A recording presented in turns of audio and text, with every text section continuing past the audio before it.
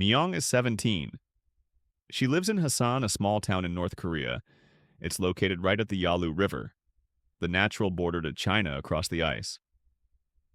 Myung can see the other side. Freedom is so close yet. So far, North Korean soldiers are nearby patrolling the area. Myung takes a deep breath of cold air. Then she makes her first step onto the ice, not knowing that this will be the beginning of an incredible 7-year journey. North Korea is notorious for the oppression of its people and its poor human rights record under Kim Jong-un. It became even harder for citizens to escape. There are more fences, more guards. And since a few years, there is a new order to shoot on sight. Yet every year, hundreds of North Koreans risk their lives to flee their country. Weeks of grueling desert tracks, months in detention camps, and years in hiding. All in the pursuit of freedom.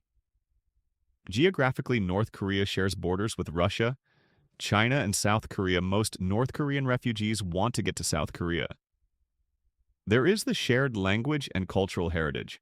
Most importantly, South Korea actively welcomes defectors on the north.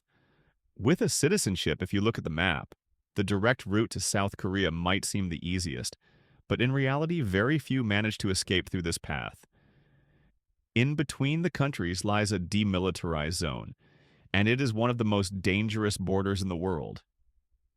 Ung-S is one of the ones who managed to get through in 2017. He made a daring escape through the DMZ created after the Korean War. The DMZ is only demilitarized by name. It is heavily fortified with armed guards constantly observing each other on a quiet Monday afternoon. The tense silence of the DMZ is suddenly disturbed. Someone is trying to escape driving a military jeep at high speed.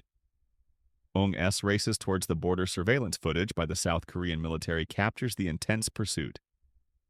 He abandons his car and continues on foot. North Korean soldiers fire, multiple shots hitting him several times. But Ong-Song manages to cross the demarcation line, collapsing behind a wall on the South Korean side. He endures for hours until South Korean soldiers rescue him. Escaping through the DMZ is extremely rare. Survival chances are near zero. Another rare, extremely dangerous. Escape route to the south is by sea somewhere along the southeast coast. A North Korean man enters the ocean. The man is in his mid-20s and equipped with fins and a diving suit, swimming for over 6 hours and covering more than 3 kilometers. He reaches the South Korean shore near the town of Gowon, despite being caught on surveillance cameras. South Korean forces only find him later resting under a tree. He turns out to be a North Korean fisherman seeking asylum. The tides had worked in his favor. Presumably the man had prior knowledge of the sea conditions. Without, he probably would have out-defecting this way too. It is near impossible. Only a handful of people have succeeded through this route. Similarly, it is extremely rare that North Koreans defect to Russia. The border is heavily guarded, and the river is too deep to cross the few people publicly known for defecting. To Russia are privileged or high-ranking citizens who manage to cross with the help of their connections. Creating 3D animations like this requires a solid understanding of physics and mathematics.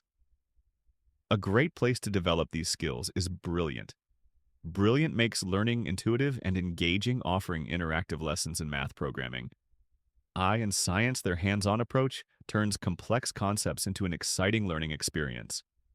For instance, their course Exploring Data visually teaches you how to interpret and visualize data, just like the statistics we often use in our videos. And if that's not your thing, there are plenty of other fascinating topics to explore. Brilliant adapts to your current skill level and helps you progress at your own pace.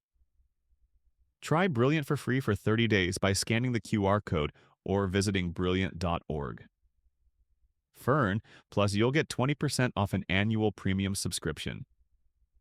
The link is also in the description by checking out Brilliant. You're not only investing in your learning, you're also supporting our channel. The most promising path for North Korean defectors is through China. The two countries are divided by 2 rivers, the Yalu and the Tumen. Some sections are shallow and waist-deep in winter. These rivers offer a rare opportunity. The water freezes solid for those desperate enough.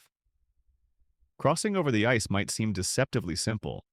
Crossing is just the beginning. The real danger lies on the Chinese side, where defectors face constant threats of capture and repatriation. Min Young grew up in a modest home overlooking the Yalu River. From her backyard, she can see the hazy outline of Chinese villages. Her family is relatively privileged. They don't starve. Her father, a traveling salesman, frequently crosses into China for business. While her mother works for the government in her free time, the mother makes extra cash by trading smuggled goods from China. This is a common practice for North Koreans that live near the border. The poor economic conditions increasingly drive them to find additional income. Life changes dramatically when Minnie Young is 14. It's the year 1994. One day, she returns from school to find her father missing. He has been arrested on his way back from China, accused of bribery and corruption. The family suspects he was tortured during his interrogation.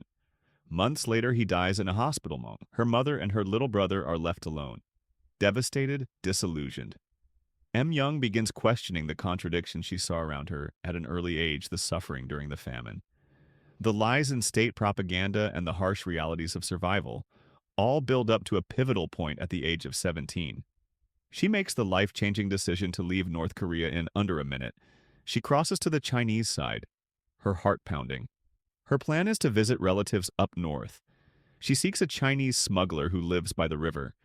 He frequently trades goods with Minnie Young's mother, and she trusts him. He agrees to drive her into the sprawling city of Shenyang. For the first time, Minong experiences a world vastly different from the one she had just left behind.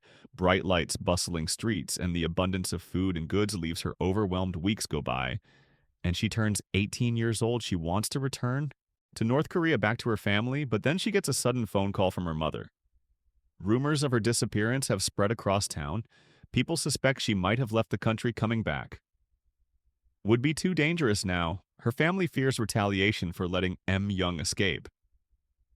So Mong's mother urges her to stay in China and live freely. Mong remains in Shenyang. She begins working in a restaurant and learns Mandarin. She lives in constant fear of being caught and adopts several new names to evade detection. One day, two men enter the restaurant. They ask for her and flash their badges. It's the police. They take her away. It's over. She thinks this is the end at the station. They question her relentlessly and demand she complete a written Chinese test to prove her fluency. She does so, handshaking constantly at the verge of a panic attack. But she passes the test. It's a narrow escape. Had the officers doubted her, she would have been deported to North Korea without a doubt. Everything she risked, every moment of her struggle, would have been for nothing. Later, she learns that someone she trusted with her secret reported her to the authorities in 2002. She takes the train to Shanghai. It marks the beginning of a new chapter in her life in the megacity. She meets a brother broker who provides her with a new identity. She spends her entire savings on this ID with it. She secures a job as an interpreter at a South Korean tech company. As she builds her life in Shanghai, she saves money and falls in love with a South Korean man together. They hatch a plan for her to seek asylum in Seoul, South Korea. After years of hardship, Bang boards a flight to South Korea. She's so close to freedom, but immigration officers doubt her story. She spends weeks in detention. She is being interrogated over and over again. Then finally, she's granted permanent residency. She made it years later. Minyang uses her savings to arrange the escape of her mother and younger brother today. Minyang goes by the name of Hayano Lee. She is a human rights activist, speaking out for defectors and advocating for freedom in North Korea. Her journey took over a decade, but her resilience and courage led her to live a life free from fear. We linked her book in the description. Minyoung's story is one of pain, loss, and perseverance. But ultimately, it is a testament to the unyielding spirit of those who refuse to live in chains.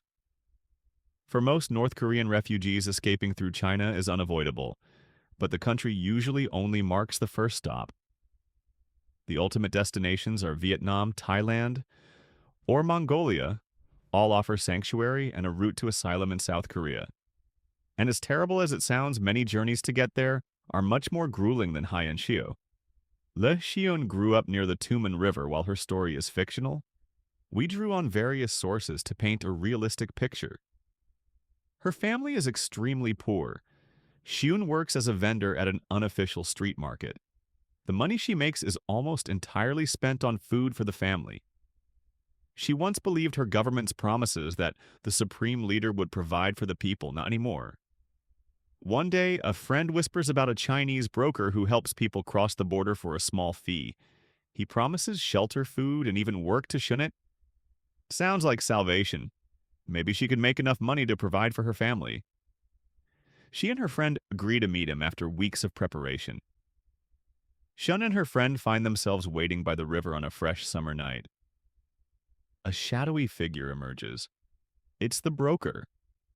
The moon hides behind thick clouds, and the only light comes from the distant glow of Chinese towns across the river.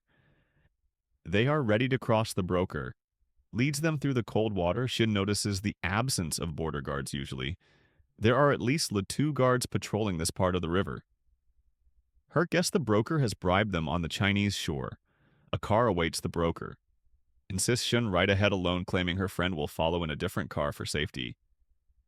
Numb with adrenaline, Shun hesitates but complies. She hugs her friend unaware as their final goodbye as the car drives to the dark. Countryside exhaustion overtakes her. Shun falls asleep. She wakes to a nightmare. The car has stopped in a remote village. The driver tells her she's meeting her new husband. His words send chills down her spine. This has to be a joke, but no one seems to be joking. Shun was deceived. The broker has sold her to a middle-aged farmer. While transiting through China, many North Korean escapees fall into the hands of human traffickers in the border regions. The traffickers prey on the vulnerable, promising food and jobs. They target people living in the harshest conditions once across the border. Hope turns to horror.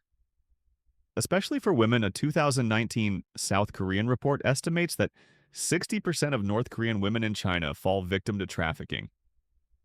Many forced into sex trade for 2 years, Shun endures isolation, abuse, and constant surveillance. It feels like a never-ending nightmare. She learns Mandarin in secret and scrapes together money by selling eggs, always planning her escape in the back of her head. One night, Shun seizes her chance with her hidden savings and a few belongings. She escapes. The following week. She travels north. She has no plan, no direction, and no one to help her. After months on the run, she stumbles upon a network of defectors in the Koreatown of Beijing. They promise to help her reach Mongolia. She knows going back to North Korea would make her a traitor. This means torture and death for her and her family. She can't go back this strange, far away place. Seems like the only chance at a free life, so she decides to go. The only thing standing in her way is the GOI desert, the size of Peru. It is extremely hostile to humans. Freezing nights, scorching days, and no water. She just joins a group of defectors and embarks on a grueling track. Days blur into nights as they walk through sandstorms, share sips of water and little food. After days of walking with almost no rest, Shun's feet are bleeding. Only the thought of freedom keeps her moving. When they finally reach the Mongolian border, the group spots a few soldiers. A man from their group volunteers and approaches with a bribe in case things go south. The others are still able to escape undetected. Shun nervously watches as the man from her group talks to the soldiers. Luckily, they are Mongolian and quite supportive. They guide the group to a detention center. Shun spends months in a refugee camp before finally being granted passage to South Korea. She is one of the few hundred that make it every year. One has to wonder how many more North Koreans would leave if only they could